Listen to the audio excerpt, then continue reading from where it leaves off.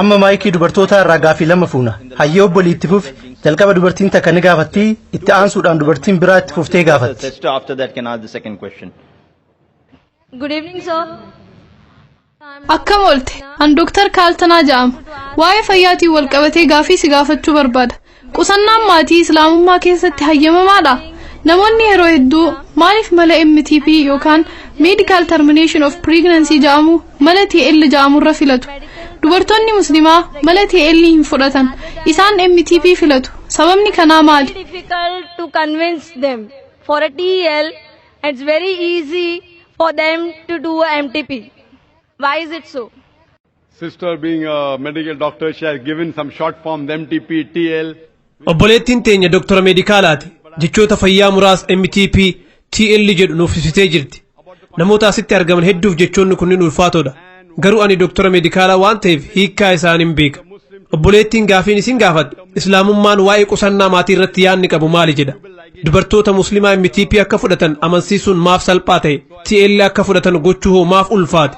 TL jechuun tubal ligation jechuudha. Kana jechuun gadaamessaa hidhu jechuudha. Kunis maloota qusannaa maatii keessaa kanneen hanga dhumaa yookiin permanently dhala dhoorkanidha. Kanaafuu lameen isaaniitu walitti qabee deebisaa isinii kenna. Dhimmi qusannaa maatii dhimma akkaan guddaadha. Namoonni ilmaan horuu qusatuu barbaadu. Kanaafis ilmaan dhaluu dhiisu. Kanaafuu Islaamummaan waa'ee kanaa maal jedha? Qusannaa maatiitiin wal qabatee maloonni waan kanaaf tajaajilan kanneen guutumatti yookiin permanently dhala dhoorkan kanneen akka tubal ligation yookiin TL, vasectomy, ujummoo dhiiraa kan sanyii dhiiraa keessa deemu muruu yookiin hidhuu.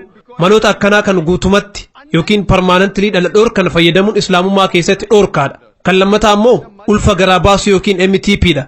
MTP fi kanneen kana fakkaatanis lubbuu ajjeesuu waan ta'eef innis dhoorkaadha.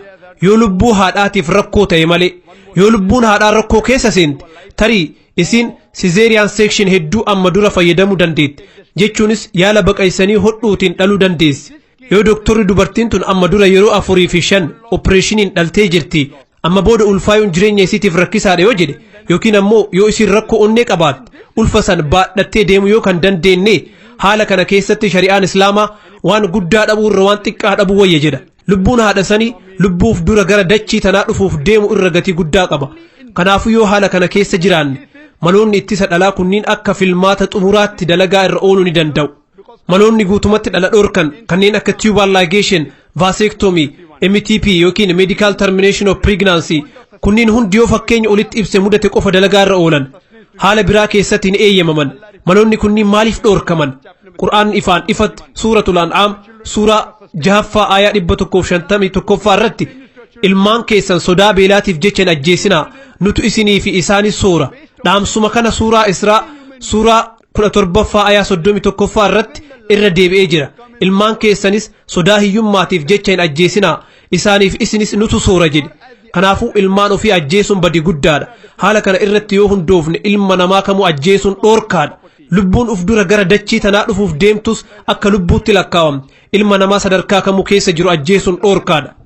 Kanaafuu ilmaan ofii ajjeesuun badii guddaadha. Haala kana irratti yoo hundoofne ilma namaa kamuu ajjeesuun dhoorkaadha. Lubbuun uf dura gara dachii tanaa dhufuuf deemtus akka lubbuutti lakkaawamte. Ilma namaa sadarkaa kamuu keessa jiru ajjeesuun dhoorkaadha. Maloota yeroof dhala dhoorkan yookiin temporaariin wal qabatee hayyoota Islaamaa bira garaagarummaa yaadaattu jira. Malli duraa fi inni namni hedduun fayyadamu kooppartii yookiin gadaamessaa keessa sibiila xiqqoo qubeetii fakkaatu kaayuu jedhama. Yeroo ammana barumsaa jiru kooppartiin mala dubartiin akka hin ulfoofne godhu keessaa isa tokko jedhanii nu barsiisan. Haa ta'u malee mala kooppartii keessatti wanti raawwatamu waan biraati. Dura sanyiin dhiiraa fi killeen walitti makamee zaayigootiin uumama. Garuu wanti malli kooppartii dalagu zaayigootii uumame kana akka gadaamessa haadhaatti hin maxxane dhoorkuudha. Kanaafuu malli kunis maluma ulfa garaa baasuu keessaa mana ulfa ganamaan garaa baasuuti yookiin early abortion keessatti ramadama. Haala kanaan muslimtoota waa'ee kooppartii beekaniifuu mala kana fayyadamuun dhoorkaadha. Maloota biroo kanneen akka koondoomii fayyadamuutis ta'e mala biraa irratti garaagarummaa yaadaattu jira. Yeroo tokko sahaabaan tokko gara Rasuulaa sallallahu alaihi wasallam dhaqee an uzzi gochuu barbaada jedhe. Kana jechuun yeroo walqunnamtii saalaa raawwatan sanyii ofii qaama haadha warra isaa keessatti akka hin jinne godhuu jechuudha. Yeroo kana ergamaan Rabbi sallallahu alaihi wasallam ni callisan. Namoonni maloonni yeroof dhala dhoorkan ni eeyyamamu jedhan. Ergamaan Rabbi waan callisaniif heeyyamanii jiran jechuudha jedhan. Gareen biraa ammoo nabiyyiin callisanii jiran homaa heeyyama hin kennine kanaafuu dhoorkaadha jedhan. Yaada garagaraattu jira. kanaafuu an uf duuba deebi'ee waan kana ilaaluu qaba namni tokko maaliif qusannaa maatii fayyadamuu barbaade kan jedhu gaafii kiyya kan ijoo ta'a doktorri tokko namni tokko yoo dhukkuba boowwootiin qabame aspiriinii yookiin paarastaamoolii isaa kenna dawaaleen kunniin wantoota dhukkuba san fayyisanii miti akka namni sun yeroof dhukkubni sun ittiin dhagahamne gochuudha kun ammoo fayyisuu miti wal'aansi gaariin ati dhukkubsataa saniif gootu jarmi akka isa dhukkubu godhe san ajjeesuudha kanaafuu namoonni garagaraa kunniin maatii isaanii maaf qusachuu barbaadan waan jedhu hubachuun barbaachisaadha sababni isin qabdan kan garagaraatis haa ta'u sababoota kanniin gareewwan gurguddaa lamatti adda qoonna gareen duraa hiyyummaa sodaata ani hiyyeessa maatii hedduu yoo qabaadhe anu waan argadhe nyaatumaaf dhugaatitti fixaa jira yoo ijoollee hedduu hore ammoo anuu ni du'a jedha gareen biraa ammoo dureeyyiidha an rakkoo maallaqaan qabu garuu ilma kiyya doktora godhuu barbaada ilma kiyya injinara godhuu barbaada sababa kanaaf maatii kiyya qusadhe ilma kiyya haala gaarii keessatti guddisa jedha insha Allah rakkoo tanniin lameenuu irraa haasoyna rakkoo duraatiin wal qabatee jechuunis warroota hiyyummaa sodaataniif islaamummaan furmaata lafa kaa'ee jira islaamummaa keessatti arkaanni sadaffaan zakaadha kana jechuun dureessi maallaqa kuufatee manaa qabu dureessi qabeenya dahaba giraama 85 olii qabu inni yookiin isiin qabeenya kanaa olii jiru irraa parsantii 2.5 waggaa waggaan zakaa irraa baasuu qabu osoo dureessi hundi qabeenya qaburraa zakaa kenne hiyyummaan dachii tanarraa ni dhabamti ture namni beelawee du'u tokkolleen hin jiraatu kanaafuu yoo rakkoon kee hiyyummaa taate islaamummaan furmaata qaba zakaa namaa kennuu jechuun nama san qaanyeessu jechuu miti dureessi qabeenya ofiirraa zakaa kennu ammoo hiyyeessa sanitti tola oolaa hin jiru sababni isaa qabeenya san rabbitu isaaf kenne zakaa irraa baasuun dirqama isaati malee warra harka qalleeyyiitti tola oolaa hin jiru namoonni zakaa san fudhatanis dirqama waan san fudhachuudhaa hin qaban waan san fudhachuun mirga isaaniiti waan kana ta'eef qusannaa maatiitiif hiyyummaa yoo sababa ta'e sadaqaa dirqamaa kan zakaa jedhamu akka furmaataatti qabna dureessi dachii tanarra jiru hundi qabeenya qaburraa zakaa osoo kenne hiyyummaan dachii tanarraa ni baddi namni sababa hongeetiif du'u tokkolleen hin jiraatu duratti ayaalee qur'aanaa lama isiniif himee jira suuratul an'aam suuraa 6ffaa aayaa 151ffaa akkasumas suuratul israa suuraa 17ffaa aayaa 31ffaa dhaamsi isaanii gubbaa irratti yoo ilaalamu lameen isaaniitu dhaamsa tokko qabu haa ta'u malee akkaataan dubbii isaanii garaagarummaa qaba aayaan duraa kan suuratul an'aam suuraa 6ffaa aayaa 151ffaa irratti ilmaan keessan sodaa beelaatiif jechan ajjeesinaa nutu isinii fi isaanis soora jedhe suuraa israa suuraa 17ffaa aayaa 31ffaa irratti ilmaan keessanii sodaa hiyyummaatiif jechan ajjeesinaa isaaniif isinis nutu soora jedhe tartiibni isaa wal jijjiiree jira suuratul an'aam isinii fi isaan jedha suuratul israa ammoo isaanii fi isin jedha dhaamsi isaa wal fakkaataadha rabbi subhaanahu wa ta'ala tartiiba isaa maaliif wal jijjiire wanti hundi hikmaa qaba hayyoonni mufassiroonni aayaan duraa suuraa an'aam suuraa 6ffaa aayaa 151ffaa irra jiru namoota hiyyeessa ta'aniin haasawutti jira yoo maatii hedduu qabaadhe anis nin du'a ijoolleen tiyyas ni dhumti warra jedhaniin haasawaa jira kanaaf rabbiin ol aane kun isin hin cinqin ilmaan keessan beelaaf jechan ajjeesinaa isinii fi ijoollee keessanis kan sooru Allahaadha jedha aayaan duraa kun warra harka qalleeyyii ta'aniin haasawutti jira aayaan lammataa ammoo dureeyyii ilaallata an rakkoo maallaqa takkallee hin qabu yoo jidduu ijoollee adda faffageesse ijoollee xiqqoo qofa qabaadha kanaafuu haala gaarii keessatti isaan guddisee doktoraa fi injinara isaan godha jedhan rabbi ammoo ilmaan keessan hiyyummaa sodaa hin ajjeesinaa rabbitu ijoollee keessanii fi isinis soora jedhe tartiibni isaa jijjiiramee jira kanaafuu namoota dureeyyii ta'aniif furmaanni jiru maali kun garee lammaffaati hubannoof akka isiniif ta'u an maatii keenya keessaa ilma shanaffaati osoo abbaa fi haati tiyya qusannaa maatii fayyadamanii an hardhaas hin jiraadhu ture Do you think I'm a boon or a bane for society? an hawaasa kanaaf faayidaadha moo miidhaadha jettanii yaaddu hawaasa tokko keessatti hojiin akkaan kabajamaa fi filatamaan doktorummaadha wanti doktora caalu hin jiru alhamdulillah ilma shanaffaa ta'e dhaladhus doktora meedikaalaa ta'uu danda'ee jira haa ta'u malee duraan ilma namaa tajaajiluuf doktora meedikaalaa ta'e dalagaa biraa gaarii kan qalbii namaa ittiin wal'aanu argadhee jennaan dalagaa tiyya jijjiire rabbi subhaanahu wa ta'ala suuratul fussilat suuraa 41ffaa aayaa 33ffaa irratti nama gara rabbii waamee fi hojii gaggaarii hojjetee an muslimtoota irraa jedhe caala namni jecha bareedu eenyu jedhe yeroo dalagaa bareedduu tana argadhu doktora qaamaa irraa gara doktora qalbii jijjiirame osoo doktora qaamaa ta'e nama muraasa qofatu gara kiyya dhufa garuu waan doktora qalbii ta'eef namoonni kumaatamaan lakkaawaman kunniin asitti argamaniiran waan an doktora qaamaa irraa gara doktora qalbii jijjiirameef as dhufan wanti isin gaafachuu barbaadu ammaatii kiyyaaf ilma shanaffaati an hawaasa kanaaf faayidaadha moo miidhaadha namoonni hubannoo dogoggoraa qaban yoo ijoollee xiqqoo qabaatte jidduu isaanii adda faffageessuun haala gaariin isaan guddisuu dandeetta jedhan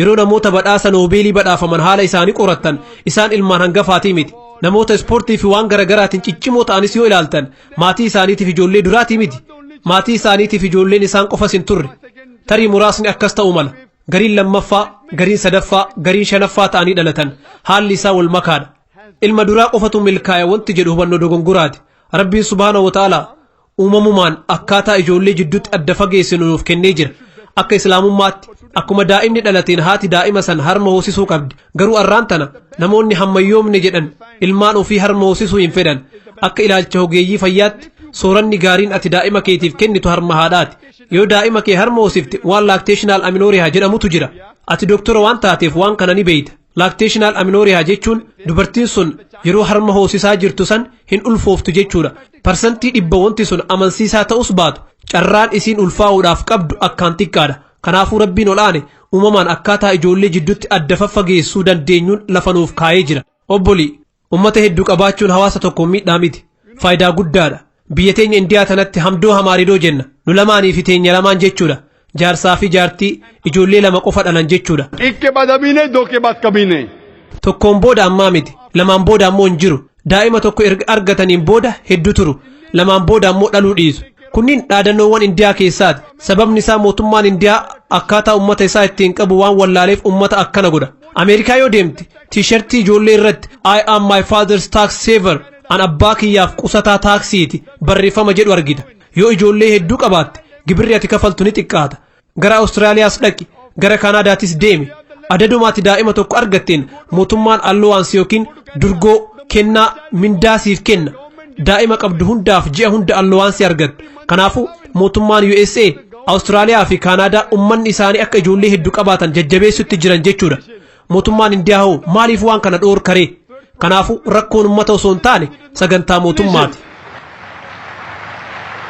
arraan tana biyyoonni lamaan addunyaa irratti humna jabaa qabaachuudhaan wal morkaa jiran chaayinaa fi indiyaa akka ta'an beektu chaayinaan lakkoofsa ummataatiin addunyaa irraa tokkoffaa yoo taatu indiyaan ammoo lammaffaadha arraan tana chaayinaa fi indiyaan humna jabaa yookiin super power ta'uudhaaf wal morkaa jiru maaliif sababni isaa lameen isaaniitu humna ilma namaa waan qabaniif waan kana ta'eef arraan tana warri ameerikaa fi warri lixaa yeroo maallaqa isaanii as fidanii asitti dalagaa investimentii irra yoo oolchan argitan maaf kun ta'e waan ilmi namaa hedduun as jiruuf kanaafuu ummata hedduu qabaachuun faayidaadha malee miidhaadha miti sababa kanaaf ilmaan kee yoo doktora godhuu barbaadde ilmi kiyya shanaffaan doktora hin ta'u jettee akka hin yaadne yoo ijoollee hedduu hin qabaanne jidduu isaanii adda faffageessuu danda'a jettee si yaadin gareen addaa kan biraa gareen sadaffaatis ni jira yeroo tokko nama wahiitti waan natti hime obboleessa kiyya Zaakir andureessa ani ijoollee guddisuun natti hin ulfaatu an rakkoo maallaqaan qabu an ilma kiyya doktora yookiin ammoo injinara godha jedheetis cinqamuu hin barbaadu an jireenya tiyya tanaan gammadee dabarsuu fedha naan jedhe kun garee sadaffaati nama kanaanis siifis furmaanni ni jira jedheen furmaanni gaariin dafii fuudhii daddafii ijoollee hori umri makee kan dargaggummaatiin soorama baatee bashannanta jedheen indiyaa keessa hawaasa wahiitu jira warri akka gujiraatii jechuudha dafanii fuudhan yeroo umriin isaanii 19-21 akkuma wal fuudhaniin ijoollee argatan wayita abbaa fi haati umrii 35 hanga 40 gahan ijoolleen isaanii gurguddatanii dalagaa isaaniif qabatan kanaafuu wayita umriin isaanii 40 ga'u abbaa fi haati soorama bahan jechuudha kasilaa 60tti bahan wayita isaan 40 guutan ijoolleen dalagaa isaan irraa fuudhan abbaa fi haati jireenya isaanii gammadaa jiraachuu danda'an kanaafuu jireenya kee bashannanaa jiraachuu yoo barbaadde dafii fuudhi dafii ilmaan hori of hin cinqin jireenya tanaan gammadi enjoy life so even if you want to enjoy life marry early have children relax and enjoy life kanaafuu akka dhuunfaa kiyyaatti qusannaa maatiitiin wal qabatee an hayyoota kannii waliin jira rabbi subhaanahu wa ta'ala qur'aana keessatti suuratul aali imraan suuraa 3ffaa aayaa 54ffaa irratti isaanis tooftaa baasan rabbiillee tooftaa baase rabbi ammoo irra caalaa warra tooftaa baasuuti jedha yoo isin maatii keenyaaf anatu karoora baasa ka jettan ta'e mirga keessan an garuu karoora hunda rabbii kiyyatti kennee jira inni ammoo irra caalaa karoorsaati deebisaa siif kenne jedhee amana hedduu galata